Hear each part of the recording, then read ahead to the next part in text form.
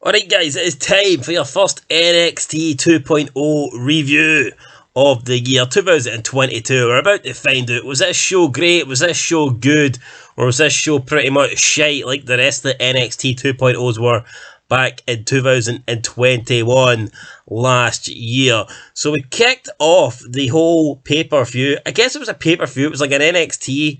It was NXT but pay-per-view themed. So a bit like TNA. A bit like Impact, when they couldn't really afford to do pay-per-views, so they just named the normal show, like, Impact Hard Justice, or Impact fucking Destination X, you know, shit. It was like, it would be like WWE doing away with pay-per-views and just calling it WWE Raw Vengeance, or WWE Raw Armageddon, you know, I mean, it's lame. Just do pay-per-views, for God's sake, right? Just to change the name of your show just to have make it look better. Come on, that's pish.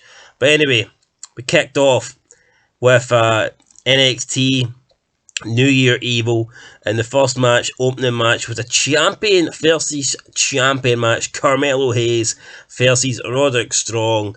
I believe here we've got the Cruiserweight champion versus the North American champion. I believe that's the two titles on the line here. Not entirely sure. Carmelo Hayes won. Didn't really think much of it.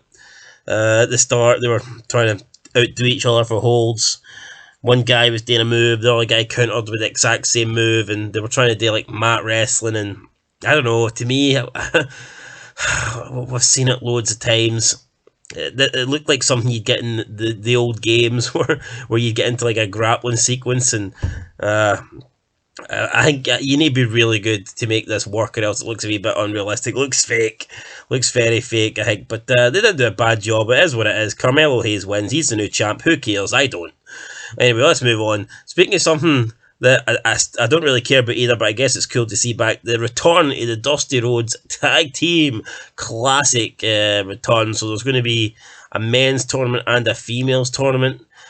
Honestly, I didn't even think there was enough teams on NXT to have tournaments, but apparently we're going to be getting the Dusty Rhodes Tag Team Classic. And it's weird, like, you look at all these teams and you look at all these people competing in this, and they don't resemble Dusty Rhodes at all. They've got absolutely nothing on Dusty Rhodes. It's, you know, they're naming this competition after Dusty Rhodes, yet it's got nothing about why not just call it a tag team tournament? Why they rename it after Dusty Rhodes and it's a bunch of bums that are competing in it?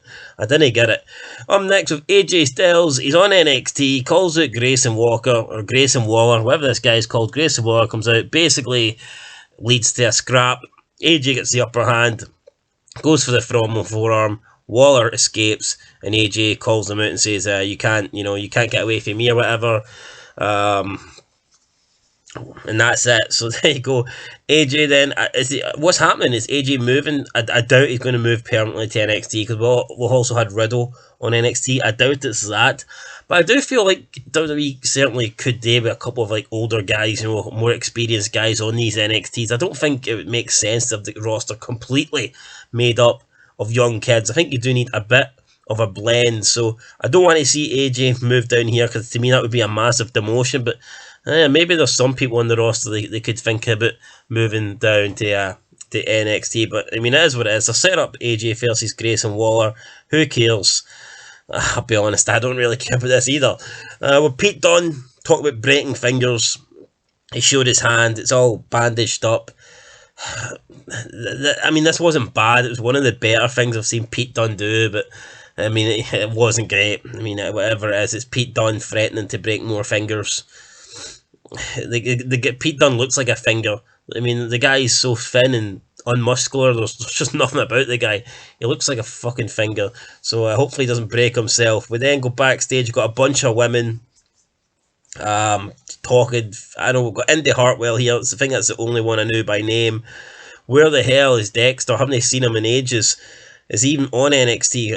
I need to find out. Why is there no Dexter on these shows? They set up a 6-woman tag match. They're about to pick some really hot chick as their teammate, but she's talking to her dad. She looks like your typical spoiled, you know, rich daddy's girl. She walks off, and then there's some bum sitting in the corner, some absolute bum, and she gets made the tag team partner by default. Didn't even see this match on the show. I don't know if you know, went for a piss and missed it or not, but they set up a 6-woman tag match, but the 6-women's tag match didn't happen. So that was pretty strange. Speaking of 6 tag matches, so we had Riddle and MSK versus Imperium. Imperium, in my opinion, suck. There's talk about Water getting moved up to the NXT brand permanently from NXT UK. I just don't see it. Big guy, flabby, and no charisma, no character, no personality.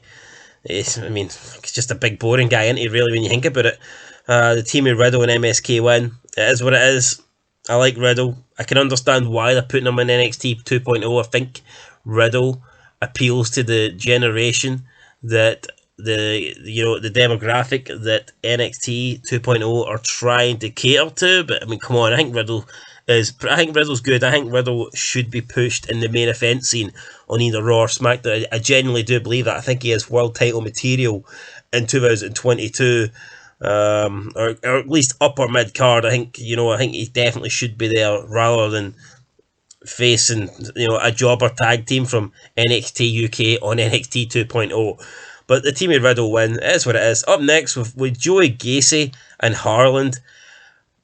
Don't know much about them. I've seen them like a couple of other shows. This Harland guy legit does look like a fucking freak. This guy looks like a serial killer who would go out into the woods and kill baby lambs. This guy looks like a monster. And the Joey Gacy guy who speaks for him actually seems a pretty good talker. So I think, to me, this is one of the better things on NXT 2.0, and I am looking forward to see where they go with this.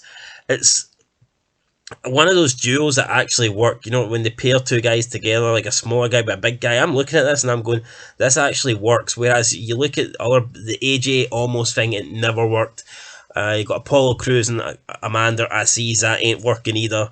Whereas I'm looking at these two and I'm thinking, this is a pretty good combination. I think the only thing that would make the Harland guy better if he was a little bit taller. But regardless, still looks like an absolute fucking freak. So interesting to see where they go with this. Then we had Elektra Lopez. She said she's attracted. I don't know who she is either. A lot of new faces on this NXT 2.0. She said she's attracted to success, and she basically said whoever wins a match between two people next week will take her home. So whoever wins the match just ain't getting the free count. They're also getting it banged by Elektra Lopez. Unfortunately, I'm not in that match, but it is what it is. Some lucky guy is going to win that, and she'll be going home with him. So fair play. That's definitely a match with high stakes. Definitely more important than any championship belt. Speaking of championship belts, up next we had Mandy Rose versus Raquel Gonzalez versus Cora Jade. Now the build up to, not the build up, but the wee promo package to this pay-per-view, or whatever you call it, the wee promo, it showed you like Mandy Rose kind of camouflaged in the crowd, like wearing a hood. Then she turns round and she looks a wee bit freaky looking, and I don't know why, but that just got me interested in this match more. Like, I seen that, it's like, well, that did more for me than any 20-minute fucking match. And then this match, I don't think it really lived up to the expectations. It is what it is. Raquel Gonzalez, when you actually see her, is a big physical dude. Like, well, not a dude, she's a chick, but she's a big woman, pretty tall. She must be at least 6 foot, or at least close to 6 foot tall. And because I don't think Mandy Rose is that small, but she did look small compared to Raquel Gonzalez here. Then Cora Jade seemed to be a bit of a midget.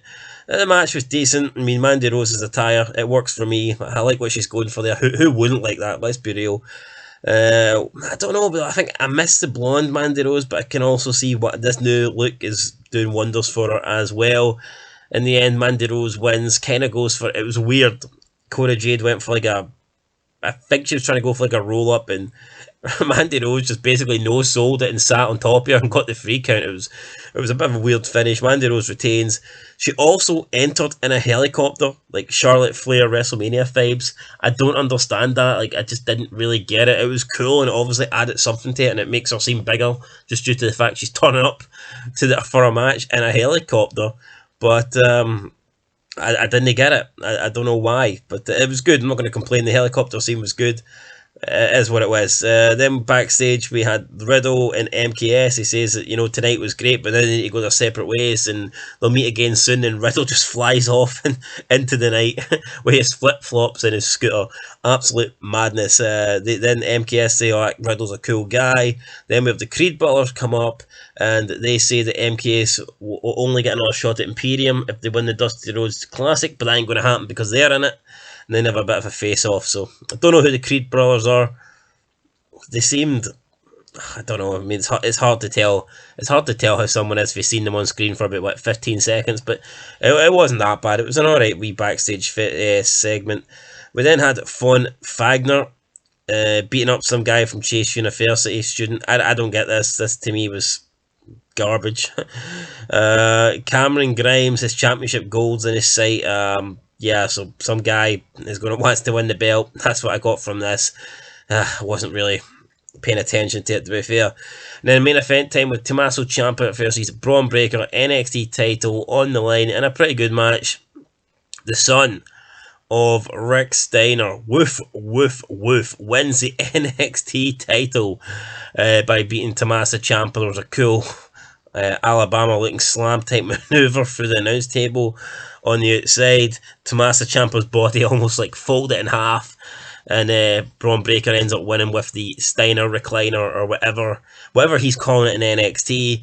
And when he won, he just celebrated, and Tommaso Ciampa just looked at him as if, yeah, you know what, I'm too old for this shit kind of thing, and accepted that there's a new champ. So, you know what, I think I like Braun Breaker. The guy seems cool. You can definitely tell that he is related to the Steiners. But I don't know, why not just call him Steiner? Like, why call him Braun Breaker? It makes zero sense to me to actually have someone with a bit of name value and then you take their name away from them. Like, what sense does that make? Absolutely none to me.